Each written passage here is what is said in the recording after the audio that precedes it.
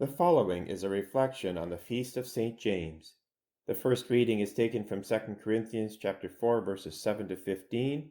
The responsorial is Psalm 126, and the gospel is Matthew chapter 20 verses 20 to 28. On this feast of St. James, we honor the first of the apostles to be martyred.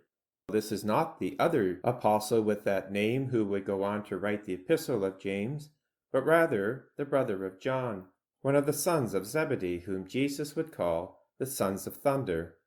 They were fishermen who responded immediately to God's call. In our gospel, we get a glimpse of part of the formation of this saint, indeed the formation of all the apostles.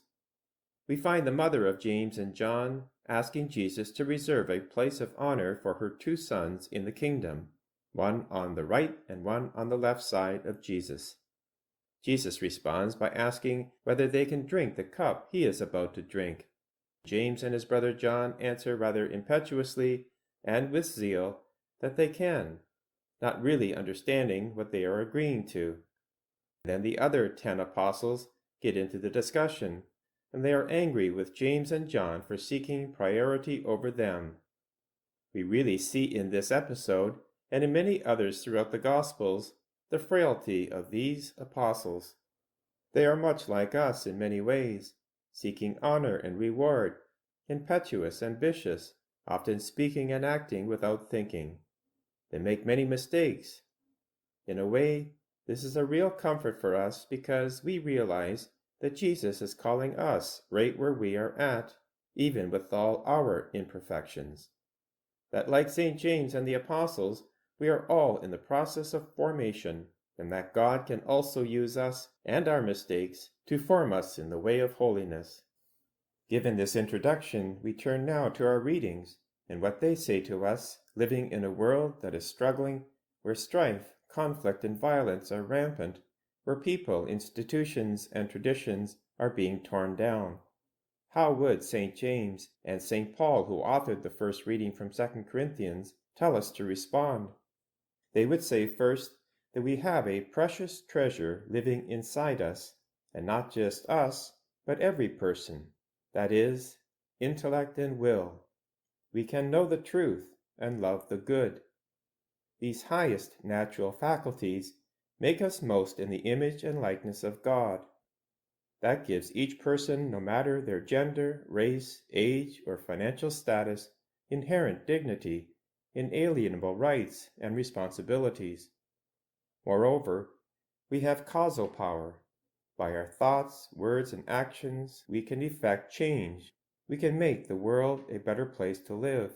Finally, this dignity rose to an unheard of level when Jesus Christ took on our nature and through his death and resurrection purchased our redemption, and then brought our human nature forever into the throne room of God through his ascension.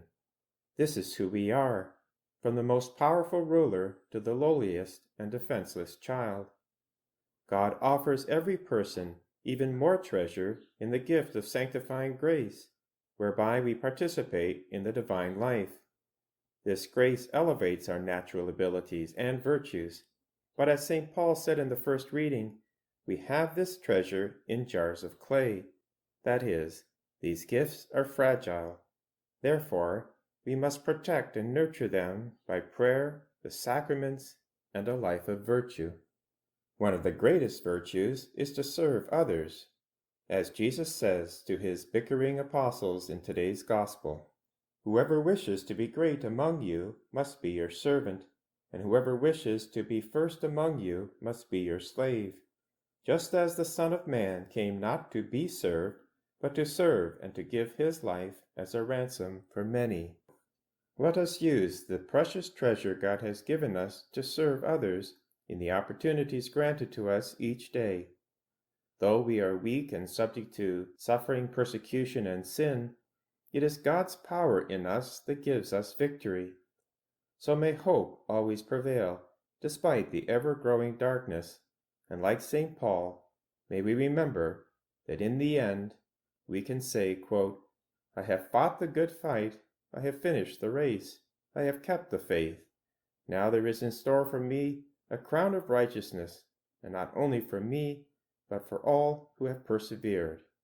St. James persevered to the end by giving his life as a martyr for the faith, and now is glorified in the beatific vision.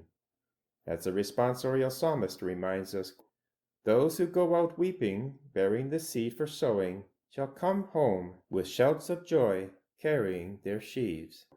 Let us say with St. Paul in today's first reading, that though we are afflicted in every way, we are not crushed, perplexed, but not driven to despair, persecuted, but not forsaken, struck down, but not destroyed, always carrying in the body the death of Jesus, so that the life of Jesus may also be made visible in our bodies.